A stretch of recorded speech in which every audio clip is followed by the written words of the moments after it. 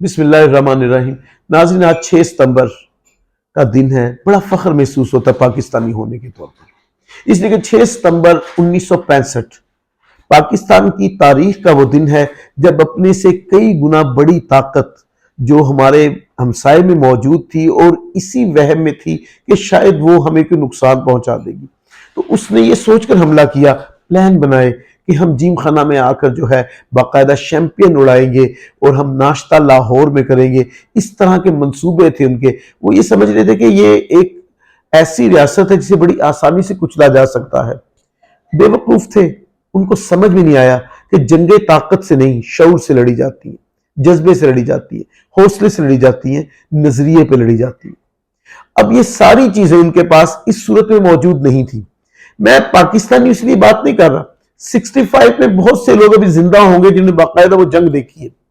کبھی ان کے پاس بیٹھ جائیں تو جو واقعات بتاتے ہیں اس سے یہ بات واضح ہوتی ہے کہ ہماری فوج نے، فوجی جوان جو ہیں جو بارڈر پہ سامنے موجود ہوتے ہیں، انہوں نے پاکستانی ہونے کا حق ادا کر دیا، اس مٹی میں پلنے کا حق ادا کر دیا، اس مٹی سے محبت کا حق ادا کر دیا۔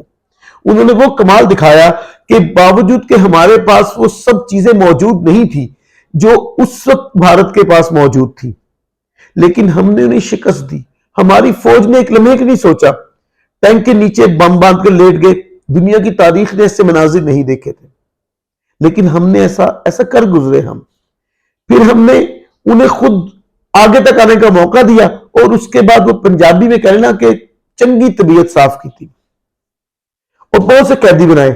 وہ جو خواب دیکھتے تھے لاہور میں آ کر ناشتہ کرنے کا، پھر وہ ترس گئے لاہور کو اس نوعیت سے دیکھنے کو کہ اسے فتح کر سکیں۔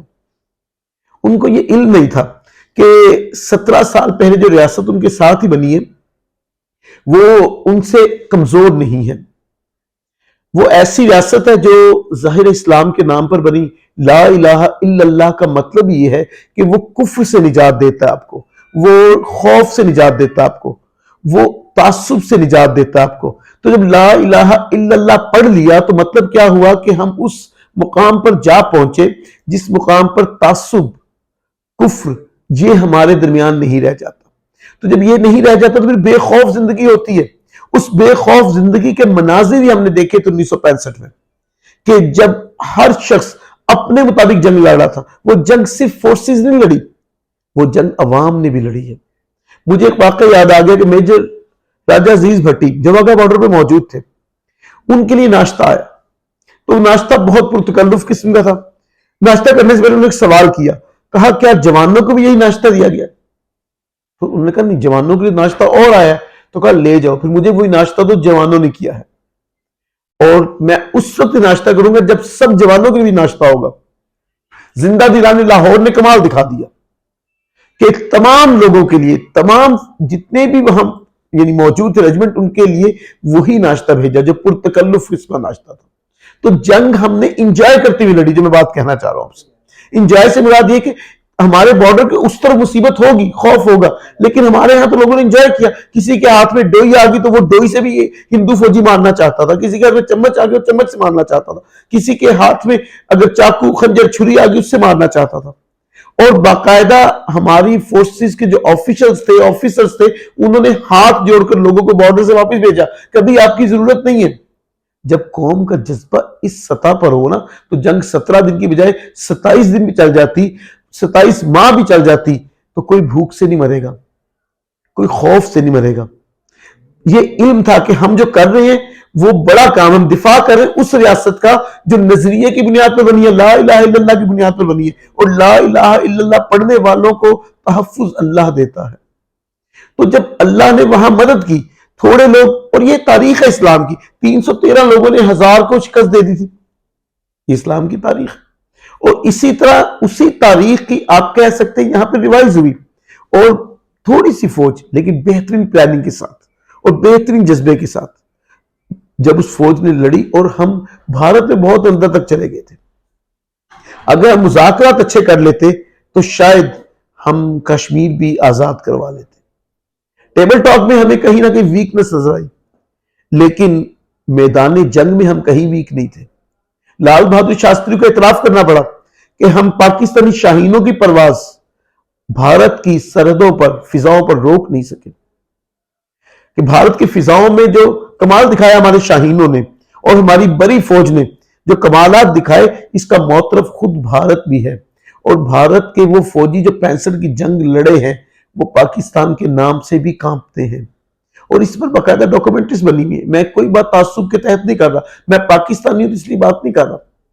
میں جانتا ہوں کہ بھارت میں جو ریٹائرڈ فوجی بیٹھے ہوئے ہیں وہ بہت سی بکواس کرتے ہیں، لیکن مجھے ایک بات بھارت بتا دے فلموں سے ہٹ کر، فلموں میں تو ان کے ہیروز جو ہیں، ابھی غدر 2 آئی، اس میں سنی دیول نے کمال دکھا دیا، پوری فوج مار دی، یا فوج میں سے اپنے بیٹے کو چھڑا کر لے گئے۔ فلموں میں یہ باتیں بہت اچھی ہیں، بالی ووڈ کو وہ دیکھا کریں اور اپنی فتح کو انجوائے کیا کریں، لیکن میدان میں تو ہم نے دیکھا ہے کہ جب 2019 میں یہاں کوشش کی گئی تھی تو جو ریٹیلین ہوا تھا وہ میرا خیال بھولنا نہیں چاہیے بھارت کو۔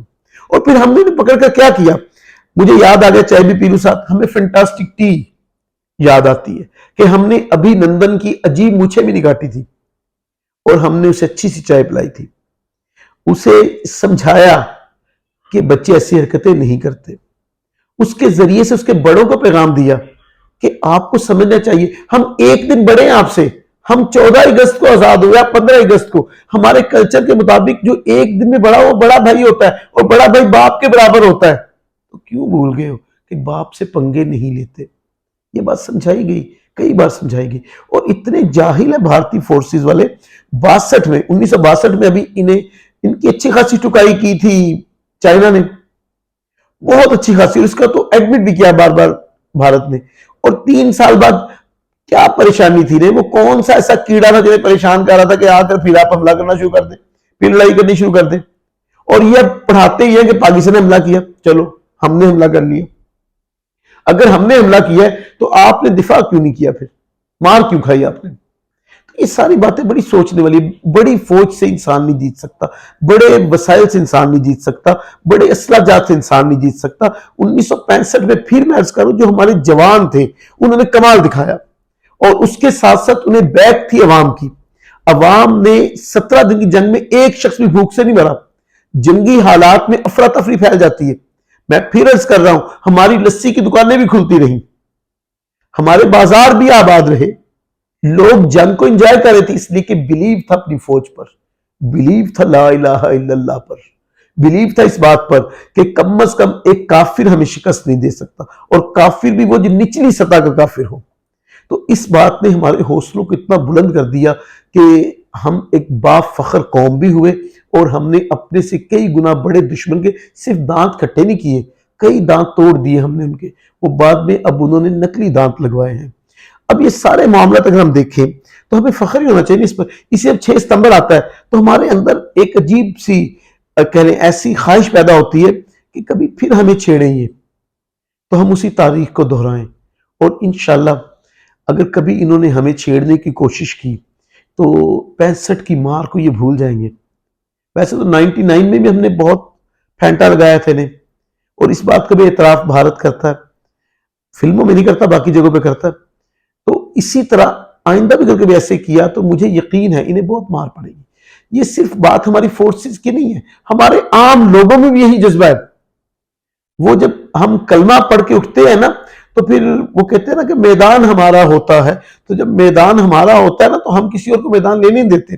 ہمارے اس کلمے میں طاقت موجود ہے، اور اسی طاقت نے ہمیں ہمارے عقیدے کو، ہمارے یقین کو مضبوط کر دیا۔ آج یوم دفاع قوم منا رہی ہے تو اسے جوش و جذبے سے منانا چاہیے، کسی تعصب سے ہٹ کر۔ ہمارے انٹرنل کئی اختلاف ہو سکتے ہیں، وہ ہمارے گھر کا مسئلہ ہے نا، تو گھر کا مسئلہ اس میں کسی غیر کو کیسے ہمت ہو سکتی ہے کہ وہ اس میں انوالومنٹ بھی کرے؟ اپنے گھر کے دفاع کے لیے ہمیشہ ڈٹ کر کھڑے ہیں اور ایک ہو کر کھڑے ہیں، اور ایک ہی آواز میں نعرہ بھی بلند کریں گے، ایک ہی آواز میں دشمن کو للکاریں گے بھی، اور ایک ہی آواز میں دشمن کو شکست بھی دیں گے۔ کبھی بھی اگر اس طرح کی چھیڑ خانی کرنے کی کوشش کی گئی، قوم کو یوم دفاع مبارک ہو، اور یوم دفاع کو جیت کے طور پر منائیں، اور جیت ہمیشہ یاد رکھیے گا سیلیبریشن سے ہوتی ہے۔ اپنا خیال رکھیے گا، ویڈیو اچھی لگی ہے تو چینل سبسکرائب کیجیے گا۔ فی امان اللہ۔